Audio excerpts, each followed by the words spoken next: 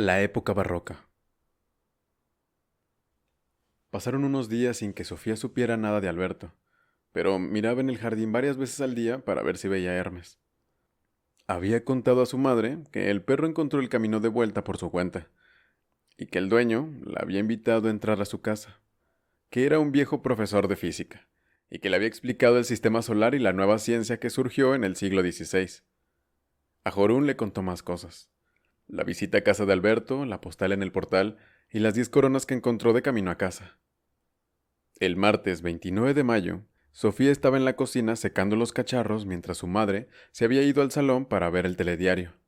De repente oyó en la televisión que un mayor del batallón noruego de las Naciones Unidas había sido alcanzado y matado por una granada. Sofía dejó caer el trapo de secar sobre el banco de la cocina y corrió al salón. Durante unos instantes pudo ver la foto del soldado de las Naciones Unidas en la pantalla, antes de que el telediario pasara a otros temas. «¡Ay, no!», exclamó. La madre se volvió hacia su hija. «Pues sí, la guerra es cruel». Entonces Sofía se echó a llorar. «Pero Sofía, hija, no te lo tomes así». «¿Dijeron su nombre?». «Sí, pero no me acuerdo. Era de Grimstad, creo». «Eso es lo mismo que Lillesand, ¿verdad?». «¿Qué cosas dices?». «Si eres de Grimstad, a lo mejor vas al colegio en Lillesand». Ya no lloraba. Ahora fue la madre la que reaccionó. Se levantó del sillón y apagó la televisión. «¿Qué tonterías estás diciendo, Sofía?». «No es nada». «Sí, algo pasa. Tienes un amigo y empiezo a pensar que es muchísimo mayor que tú. Contéstame. ¿Conoces a algún hombre que esté en el Líbano?». «No, no exactamente». «¿Has conocido al hijo de alguien que está en el Líbano?». Que no he dicho». «Ni siquiera he conocido a su hija». «¿A la hija de quién?». «No es asunto tuyo». «Ah, no. Quizás yo debería empezar a preguntarte a ti. ¿Por qué no está papi nunca en casa? ¿Es porque sois demasiados cobardes para divorciaros? ¿O es que tienes un amigo secreto? Etcétera, etcétera, etcétera. Las dos podemos ponernos a preguntar». «Creo que es necesario que hablemos». «Puede ser, pero ahora estoy tan cansada y tan agotada que me voy a ir a acostar. Además me ha venido la regla». Y subió corriendo a su habitación, a punto de echarse a llorar. En cuanto se hubo lavado y metido bajo el edredón, la madre entró en su habitación. Sofía se hizo la dormida, aunque sabía que su madre no se la iba a creer. Se dio cuenta de que su madre tampoco creía que Sofía pensara que su madre creía que estaba dormida. Pero también la madre hizo como si Sofía durmiera. Se quedó sentada en el borde de la cama acariciándole la nuca. Sofía pensó en lo complicado que resulta vivir dos vidas a la vez. Casi deseaba que se acabara el curso de filosofía. Quizás hubiese acabado para su cumpleaños, o al menos para el día de San Juan, que era cuando el padre de Hilde volvería al Líbano. «Quiero dar una fiesta el día de mi cumpleaños», dijo de repente. «Qué bien. ¿A quiénes quieres invitar?». «A mucha gente. ¿Me dejas?». «Claro que sí. Tenemos un jardín muy grande. Ojalá siga el buen tiempo. Lo que más me gustaría sería celebrarlo la noche de San Juan». «Entonces así lo haremos». «Es un día muy importante», dijo Sofía, no pensando únicamente en su cumpleaños. «¿Ah, sí? Me parece que me he hecho muy mayor últimamente». «Eso está bien, ¿no?». «No lo sé». Todo el tiempo, Sofía había mantenido la cara contra la almohada mientras hablaba. La madre dijo: «Sofía, ¿por qué no me cuentas por qué estás tan desequilibrada estos días? ¿Tú no estabas desequilibrada cuando tenías 15 años?». «Seguramente lo estuve, pero sabes de lo que estoy hablando».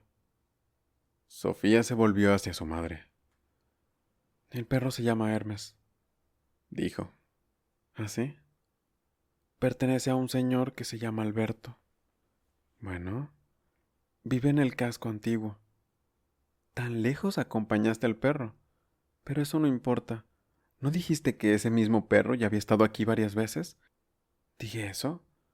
Tenía que pensar antes de hablar. Quería contar todo lo que pudiera a su madre, pero no todo, todo. No estás casi nunca en casa, empezó a decir. Es verdad. Estoy demasiado ocupada. Alberto y Hermes han estado aquí muchas veces. Pero, ¿por qué? ¿Han estado dentro de la casa también? Hazme una pregunta cada vez, por favor. No han entrado dentro de la casa, pero paran a menudo por el bosque. ¿Te parece eso muy misterioso? No, no tiene nada de misterioso. Como tantos otros, paseando, pasaron por delante de nuestra casa. Saludé a Hermes un día que volvía del instituto. Así conocí a Alberto. ¿Y qué pasa con el conejo blanco y todo eso?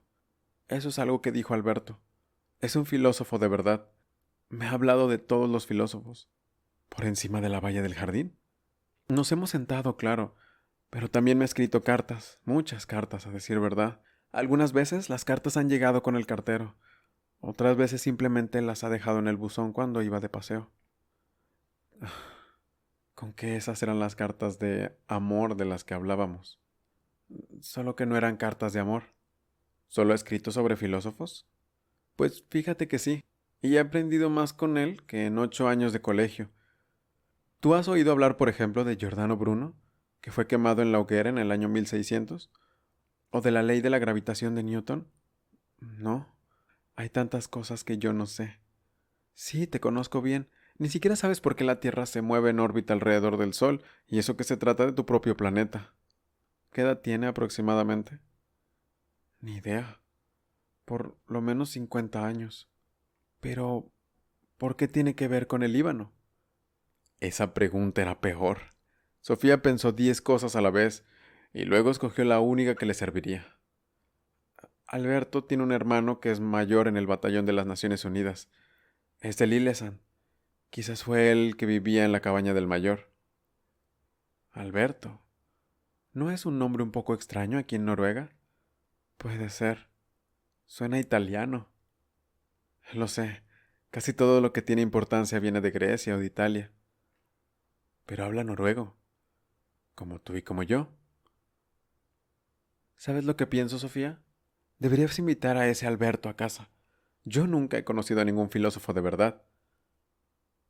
Ya veremos. Podríamos invitarle a tu gran fiesta. Es bonito mezclar generaciones, y así a lo mejor yo también podría participar, al menos para servir las cosas. No es mala idea, ¿verdad? Si él quiere. Al menos es mucho más interesante hablar con él que con los chicos de mi clase, pero pensarán que Alberto es tu nuevo novio. Entonces les puedes decir que no es. Ya veremos. Y otra cosa, Sofía. Es verdad que papá y yo a veces hemos tenido problemas, pero nunca ha habido ningún otro hombre. Ahora quiero dormir. Me duele muchísimo la tripa. ¿Quieres una pastilla? Vale. Cuando la madre volvió con la pastilla y el vaso de agua, Sofía ya se había dormido. El 31 de mayo cayó en jueves. Sofía pasó aburrida las últimas clases del curso.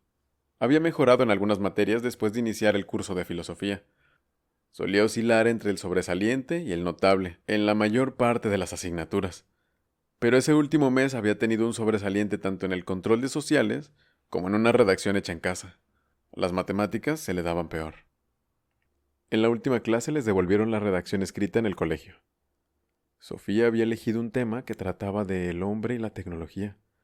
Había escrito un montón de cosas sobre el Renacimiento y la ciencia, sobre el nuevo concepto de la naturaleza, sobre Francis Bacon, que había dicho que saber es poder, y sobre el nuevo método científico. Se había esforzado en precisar que el método empírico había precedido a los inventos tecnológicos. Luego había escrito sobre diversos factores negativos de la tecnología, pero todo lo que hacen los hombres se puede utilizar para bien o para mal, había escrito al final. Lo bueno y lo malo es como un hilo blanco y un hilo negro, que constantemente se entretejen, y a veces los dos hilos se entrelazan tanto que resulta imposible distinguirlos. Cuando el profesor repartió los cuadernos, miró a Sofía guiñándole un ojo. Le había puesto un sobresaliente. Y el siguiente comentario. ¿De dónde has sacado todo esto? Sofía sacó un rotulador y escribió con letras mayúsculas en el cuaderno. Estoy estudiando filosofía. Al cerrar el cuaderno, algo cayó de entre las páginas. Era una postal del Líbano. Sofía se inclinó sobre el pupitre y leyó la postal. Querida Hilde, cuando leas esto ya habremos hablado por teléfono sobre este trágico accidente mortal ocurrido aquí. A veces me pregunto si las guerras y la violencia podrían haberse evitado si los hombres hubieran pensado un poco más. Quizá el mejor de los recursos contra las guerras y violencia fuera un pequeño curso de filosofía. ¿Qué te parecería un manual de filosofía de las Naciones Unidas, del que se pudiera regalar un ejemplar a todos los nuevos ciudadanos del mundo en su lengua materna? Sugeriré la idea al secretario general de las Naciones Unidas. Me contaste por teléfono que ya cuidas mejor tus cosas. Muy bien, pues nunca he conocido a nadie con más facilidad que tú para perderlas. Me dijiste que lo único que habías perdido desde que hablamos la última vez era una moneda de 10 coronas. Haré lo posible para que la recuperes. Yo estoy lejos de la patria, pero tengo algún ayudante que otro, que me pueda echar una mano. Si encuentro la moneda de 10 coronas, la incluiré en tu regalo de cumpleaños. Abrazos de papá, que ya tiene la sensación de haber empezado el largo camino de regreso a casa. Sofía acabó de leer la postal justo en el momento en el que sonó el timbre, anunciando el final de la última clase del día. Por su cabeza volaron un montón de pensamientos. En el patio se encontró con Jorún como de costumbre. En el camino a casa, Sofía abrió la mochila y le enseñó a su amiga la postal. ¿Qué día ponen el matasellos? Preguntó Jorún. Seguro que 15 de junio. No, espérate. Pone 30 de mayo. Eso fue ayer. Es decir, el día siguiente al accidente en el Líbano. Dudo que una postal del Líbano llegue a Noruega en un día, prosiguió Jorún, al menos teniendo en cuenta las señas que lleva. Hilde Mollernach, correspondencia Sofía Mudsen, Instituto de Furulia. ¿Crees que ha llegado en el correo y que el profesor simplemente la ha metido en tu cuaderno de redacciones? Ni idea. No sé si atreverme a preguntárselo. Y no se dijo nada más de la postal. Daré una fiesta en mi jardín la noche de San Juan, dijo Sofía. Con chicos. Sofía se encogió de hombros. No tenemos por qué invitar a los más tontos. Pero invitarás a Jorge, ¿no? Si quieres, a lo mejor invito a Alberto Knox también. Estás chiflada. Lo sé. Y no les dio tiempo a decir nada más, antes de despedirse en el centro comercial. Lo primero que hizo Sofía al llegar a la casa fue ir a buscar a Hermes al jardín. Y efectivamente ahí estaba, husmeando por los manzanos. Hermes. El perro se quedó totalmente inmóvil un instante. Sofía sabía exactamente lo que ocurrió durante ese instante. El perro oyó que Sofía lo llamaba, reconoció su voz y decidió comprobar si ella estaba ahí, en el lugar donde salía su voz. La descubrió y decidió correr hacia ella. Finalmente las cuatro patas se echaron a correr como palillos de tambor. Esto en mucho para un instante. Vino corriendo hacia ella moviendo energéticamente el rabo y le saltó encima. Hermes, buen perro. Bueno, bueno. No, no, no me lamas. ¿Sentado? Así. Muy bien. Sofía sacó la llave para entrar a casa. Shere Khan apareció entre la maleza. No parecía fiarse mucho del desconocido animal. Sofía puso comida para el gato. Echó semillas en el plato de los pájaros, hojas de lechuga a la tortuga y escribió una nota para su madre. Puso que iba a acompañar a Hermes y que la llamaría si no llegaba antes de las 7. De nuevo se fue para el centro. Esta vez se acordó de llevarse dinero. Pensó en coger el autobús con Hermes, pero decidió que no debía hacerlo hasta consultárselo a Alberto. Andando con Hermes delante, pensaba en lo que era un animal. ¿Cuál era la diferencia entre un perro y un ser humano? Se acordaba de lo que había dicho Aristóteles respecto a esto. Él había señalado que tanto las personas como los animales son seres vivos, con muchos e importantes rasgos comunes. Pero también había una diferencia esencial entre un ser humano y un animal, y esa diferencia era la razón en el ser humano. ¿Cómo podía estar tan seguro de esta diferencia? Demócrito, por su parte, pensaba que los hombres y los animales son bastante parecidos, ya que tanto los seres humanos como los animales están compuestos por átomos.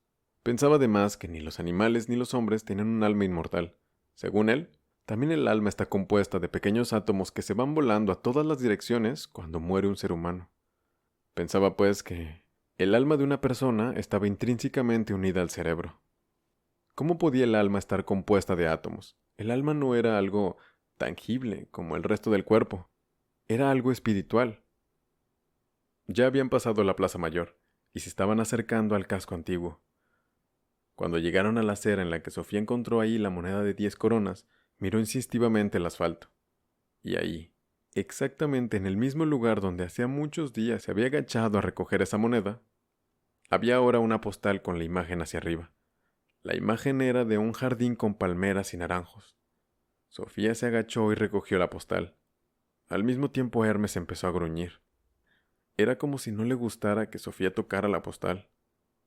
La postal decía: Querida Hilde, la vida está compuesta por una cadena de casualidades.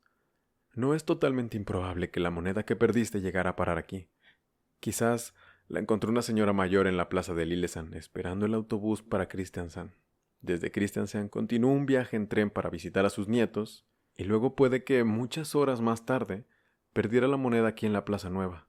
También es muy posible que la misma moneda fuera recogida más tarde ese día por una muchacha que tuviera una gran necesidad de encontrar 10 coronas para poder coger el autobús hacia su casa. Nunca se sabe. Hilde, pero si realmente es así, habría que preguntarse si no existe una especie de providencia divina que está detrás de todo esto. Abrazos de tu papá, que en el pensamiento está sentado sobre el borde del muelle en Lillesand. Posdata. Ya te dije en la otra postal que te ayudaría a encontrar la moneda. En la parte de las señas ponía Hilde Molernach, correspondencia con alguien que pase por allí. La postal llevaba matasellos del 15 de junio. Sofía subió casi corriendo detrás de Hermes por la escalera. Cuando Alberto abrió la puerta, ella dijo: Quítate, viejo, aquí llega el cartero. Pensaba que tenía derecho a estar un poco gruñona en ese momento. Alberto la dejó entrar, y Hermes se tumbó debajo del perchero igual que la última vez. ¿Ha vuelto a dejar el mayor su tarjeta de visita, hija mía? Sofía le miró. De repente descubrió que Alberto había cambiado de disfraz. Lo primero en lo que se fijó fue en una peluca larga y rizada que llevaba puesta. Luego vio que llevaba un traje ancho e informe con un montón de encajes. Alrededor del cuello llevaba un curioso pañuelo. Encima del traje una capa roja. Llevaba medias blancas, zapatos finos de charol con un lacito. En conjunto, el disfraz le recordaba los cuadros que había visto en la corte de Luis XIV. «Qué cursi», dijo y le dio la postal. ¿Es verdad que encontraste una moneda justo en el sitio donde estaba la postal? Sí. Se está volviendo cada vez más fresco, pero quizás sea mejor así. ¿Por qué? Porque entonces será más fácil descubrirle. Pero este último arreglo ha sido bastante asqueroso. Huele a perfume barato. ¿A perfume? Que aparentemente es algo elegante, pero es todo un engaño. Fíjate cómo se atreve a comparar su propia vigilancia con la providencia divina. Lo señaló en la postal y luego la rompió en pedacitos igual que la última vez. Para no ponerle de peor humor aún, Sofía no le contó nada sobre la postal que había encontrado en su cuaderno en el colegio. Vayamos a sentarnos en el salón, querida alumna. ¿Qué hora es? Las 4. Hoy hablaremos del siglo XVII. Entraron al salón de techo abujardillado, con la ventana en el mismo. Sofía se fijó que Alberto había cambiado algunos objetos por otros. Había algunos que no estaban la última vez. En la mesa había una cajita con una pequeña colección de diferentes lentes. Junto a la cajita había un libro abierto. Era muy antiguo. ¿Qué es eso?, preguntó Sofía. Es la primera edición del famoso libro de Descartes, Discurso de Método, de 1637. Es uno de mis tesoros más preciados. ¿Y la cajita? Es una excelente colección de lentes, o cristales ópticos. Fueron pulidos por el filósofo holandés Spinoza, hacia mediados del siglo XVII. Me ha costado una fortuna, pero es uno de mis más valiosos tesoros. Seguramente comprendería el valor del libro y la cajita si supiera quiénes fueron Spinoza y Descartes. Desde luego, intentemos primero entrar un poco en la época en la que vivieron. Sentémonos. Se sentaron igual que la última vez, Sofía en el gran sillón y Alberto Knox en el sofá. Entre ellos se encontraba la mesa con el libro y la cajita. Al sentarse, Alberto se quitó la peluca y la puso sobre el escritorio. Vamos a hablar del siglo XVII y de lo que solemos llamar época barroca. La época barroca. Qué nombre más raro, ¿no? La palabra barroco viene de otra que en realidad significa perla irregular. Típicas del arte de la época barroca son las formas llenas de contrastes, a diferencia del arte renacentista, que era más sencillo y más armonioso. El siglo XVII se caracterizaba en general por una tensión entre contrastes irreconocibles. Por un lado, continuó el ambiente positivo y vitalista del Renacimiento, y por otro lado había muchos que buscaban el extremo opuesto, con una vida de negación al mundo y de retiro religioso. Tanto en el arte como en la vida, nos encontramos con una vitalidad pomposa y ostentosa, al mismo tiempo que surgieron movimientos monásticos que daban la espalda al mundo. Una de las consignas de la época barroca era la expresión latina carpe diem, que significa goza este día. Otra expresión latina que se citaba frecuentemente en la misma época era el lema memento mori, que significa recuerda que vas a morir. En cuanto a la pintura, un mismo cuadro podría mostrar una vitalidad bastante grandilocuente, a la vez que abajo en una esquina aparecía un esqueleto pintado. En muchos contextos, la época barroca se caracterizaba por la vanidad y la cursilería, pero muchos también se interesaron por el revés de la medalla, ocupándose de lo efímero de todas las cosas. Es decir, que todo lo hermoso que nos rodea va a morir y desintegrarse. Pero es verdad. Yo me pongo triste cuando pienso que nada dura. Entonces piensas exactamente igual que mucha gente en el siglo XVII. También, políticamente, el barroco fue de la época de los grandes contrastes. En primer lugar, Europa estaba traumatizada por las guerras. La peor de todas fue la Guerra de los 30 años, que arrasó el continente desde 1618 a 1648. Se trataba en realidad de toda una serie de guerras, especialmente perjudiciales para Alemania. Como consecuencia, en parte de esa guerra de 30 años, Francia empezó a ser la potencia dominante en Europa. ¿Por qué lucharon? En gran medida fue la lucha entre protestantes y católicos, pero también se trataba de poder político. Más o menos como en el Líbano. Por lo demás, el siglo XVII estaba caracterizado por grandes diferencias de clase. Seguramente habrás oído hablar de la nobleza francesa y de la corte de Versalles, pero no sé si habrás oído algo sobre la pobreza de la gente. Cualquier despliegue de esplendor supone un despliegue de poder. Se ha dicho que la situación política de la época barroca puede compararse con el arte y la arquitectura de la época. Los edificios del barroco se caracterizaban por un sinfín de recovecos y recodos complicados, de la misma manera que la situación política se caracterizaba por alevosías e intrigas. ¿No hubo un rey sueco que fue asesinado en un teatro? Estarás pensando en Gustavo III, que es un buen ejemplo de lo que estoy diciendo. Gustavo III no fue asesinado hasta 1792, pero bajo circunstancias bastante barrocas. Fue asesinado durante un gran baile de máscaras. Creía que había sido en un teatro. El gran baile de máscaras tuvo lugar en la ópera. La época barroca de Suecia duró hasta el asesinato de Gustavo III. El reinado de este rey se denomina despotismo ilustrado, más o menos como bajo Luis XIV casi 100 años antes. Gustavo III era un hombre muy vanidoso, amante de ceremonias afrancesadas y frases corteses. Cabe decir que también amaba el teatro, lo que le causó la muerte. Pero el teatro, en la época barroca, fue algo más que una expresión artística. También fue el símbolo más importante de la época. ¿Símbolo de qué? De la vida, Sofía. No sé cuántas veces durante el siglo XVII se dijo aquello de que la vida es un teatro, pero te aseguro que fueron muchas. Precisamente en la época barroca nació el teatro moderno, con decorados y maquinaria escénica. Se presentaba en escena una ilusión, para revelar después que esa actuación en el escenario había sido una ilusión. De esa manera el teatro se convirtió en una imagen de la vida en general, que podía ser una representación despiadada de la mezquinidad humana. ¿Shakespeare vivió en la época barroca? Escribió sus grandes obras alrededor del año 1600, de modo que tenía un pie en el Renacimiento y otro en la época barroca. Pero ya en Shakespeare encontramos montones de frases sobre la vida como un teatro. ¿Quieres algunos ejemplos?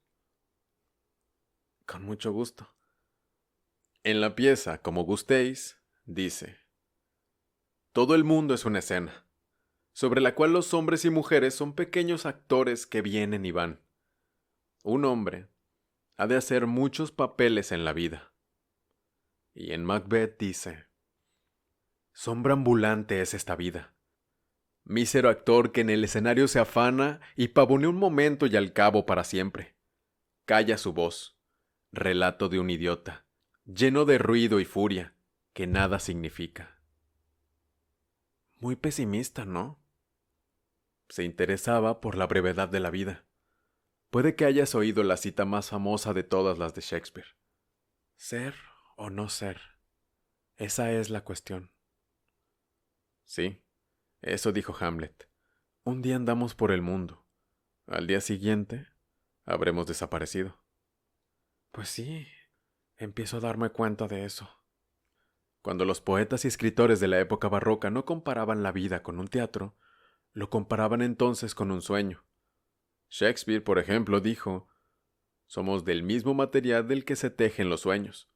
Nuestra pequeña vida está rodeada de sueño. Qué poético. El escritor español Calderón, que nació en 1600, escribió una obra de teatro que se llamaba La vida a sueño. En esa obra dice: ¿qué es la vida? Un frenesí. ¿Qué es la vida? Una ilusión, una sombra, una ficción. El mayor bien es pequeño, que toda la vida es un sueño. Y los sueños, sueños son. Tal vez tuviera razón. Hemos leído una obra en el instituto. Se llama Jeppe en la montaña. Sí, de Ludwig Holberg. Aquí en el norte de Europa fue una gran figura de la transición entre la época barroca y la Ilustración. Jeppe se durmió en una cuneta y luego se despertó en la cama del varón. Entonces pensó que simplemente había soñado que era un pobre campesino. Luego, cuando vuelve a dormirse, lo llevan de nuevo a la cuneta donde se vuelve a despertar. Entonces cree que ha soñado que ha dormido en la cama del varón. Holberg tomó prestado ese motivo de Calderón, y Calderón lo había tomado prestado de los viejos árabes, de las 1001 noches. No obstante, comparar la vida con un sueño constituye un motivo que encontramos aún más atrás en la historia, sobre todo en la India y en China. El viejo sabio chino Zhuangzi, por ejemplo, dijo: una vez soñé que era una mariposa, y ahora no sé si soy Zhuangzi, que soñó que era una mariposa, o si soy una mariposa que sueña que soy Zhuangzi. Al menos no se podía comprobar cuál era verdad. En Noruega tuvimos un genuino poeta barroco que se llamaba Peter Dass. Vivió de 1647 a 1707. Por un lado quería describir la vida aquí y ahora, y por otro lado subrayó que solo Dios es eterno y constante. Dios es Dios aunque todas las tierras estén desiertas. Dios es Dios aunque todas las gentes estén muertas. Pero en el mismo salmo también describió la naturaleza del norte de Noruega, y hasta las especies de peces que ahí se encuentran. Estos son los rasgos típicamente barrocos. Dentro del mismo texto se describe lo terrenal, lo de aquí, a la vez que lo celestial, lo del más allá. Todo esto recuerda de cierto modo a la distinción que hacía Platón entre el mundo concreto de los sentidos y el mundo inalterable de las ideas. ¿Y cómo era la filosofía? También la filosofía se caracterizaba por fuertes tensiones de maneras de pensar completamente opuestas. Como ya hemos visto, algunos pensaban que la existencia era, en el fondo, de naturaleza espiritual. Este punto de vista se llama idealismo. El punto de vista contrario lo llamamos materialismo, por el que se entiende una filosofía que reduce todos los fenómenos de la naturaleza a magnitudes físicas concretas. También el materialismo tenía muchos defensores en el siglo XVII. El más importante de todos ellos quizá fuera el filósofo inglés Thomas Hobbes. Todos los fenómenos, también hombres y animales, están compuestos exclusivamente de partículas de materia, dijo Hobbes.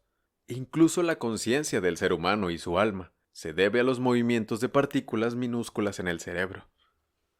Entonces pensaba lo mismo que Demócrito 1000 años antes.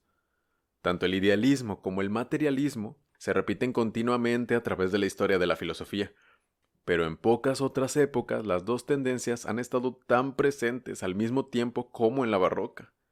El materialismo se nutría constantemente de las nuevas ciencias naturales. Newton señaló que las mismas leyes de los movimientos rigen en todo el universo. Pensaba que todos los cambios que se dan en la naturaleza, es decir, en la Tierra y en el espacio, se deben a la ley de la gravedad y a las leyes sobre los movimientos de los cuerpos. Significa que todo está dirigido por las mismas leyes inquebrantables, o mecánica. Por tanto, es en un principio posible calcular cualquier cambio en la naturaleza con una exactitud matemática. De esa forma, Newton colocó las últimas piezas en lo que llamamos visión mecánica del mundo. ¿Se imaginó el mundo como una gran máquina? Exactamente. La palabra mecánico proviene de la palabra griega mechone, que significa máquina. Pero conviene tomar nota de que ni Hobbes ni Newton observaron ninguna contradicción entre la visión mecánica del mundo y la fe en Dios. No fue siempre así entre los materialistas de los siglos XVIII y XIX. El médico filósofo francés Lametrière escribió a mediados del siglo XVIII un libro que se llamó El Homme Machine, que significa el hombre máquina. De la misma manera que las piernas tienen músculos para andar, dijo, el cerebro tiene músculos para pensar. Más adelante, el matemático francés Laplace expresó un concepto extremadamente mecánico con el siguiente pensamiento. Si una inteligencia hubiera conocido la situación de todas las partículas de la materia en un momento dado, no habría nada inseguro, y por tanto el futuro como el pasado estarán abiertos ante ella. Esta frase expresa la idea de que todo lo que ocurre está decidido de antemano. Lo que va a suceder está en las cartas. Este concepto lo llamamos determinismo. Entonces, ¿el ser humano no puede tener libre albedrío? No, todo es producto de procesos mecánicos. También lo son nuestros pensamientos y nuestros sueños.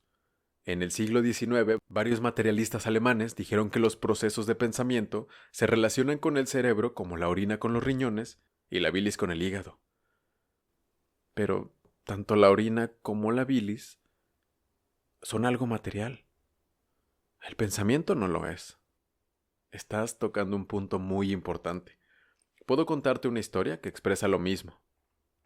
Érase una vez un astronauta y un neurólogo rusos que discutían sobre religión. El neurólogo era cristiano y el astronauta no. He estado en el espacio muchas veces, se jactó el astronauta, pero no he visto a Dios ni a los ángeles. Y yo he operado muchos cerebros inteligentes, contestó el neurólogo, pero nunca he visto un solo pensamiento. Eso no significa que no existan los pensamientos, pero subraya que los pensamientos no son cosas que puedan operarse o dividirse en partes cada vez más pequeñas. No resulta, por ejemplo, muy fácil extirpar mediante una operación una idea errónea. Por algo se ha metido tan adentro. Un importante filósofo del siglo XVII llamado Lejus señaló que la gran diferencia entre lo que está hecho de materia y lo que está hecho de espíritu precisamente es que lo material puede dividirse en trozos cada vez más pequeños, pero no se puede dividir un alma en dos. Pues, ¿qué cuchillo serviría para eso? Alberto se limitó a mover la cabeza. Señaló la mesa y dijo: Descartes y Spinoza. También ellos lucharon en cuestiones como la relación entre alma y cuerpo. Vamos a estudiarlos un poco más detenidamente. Por mí puedes empezar, pero si no hemos terminado a las 7, tendré que llamar por teléfono.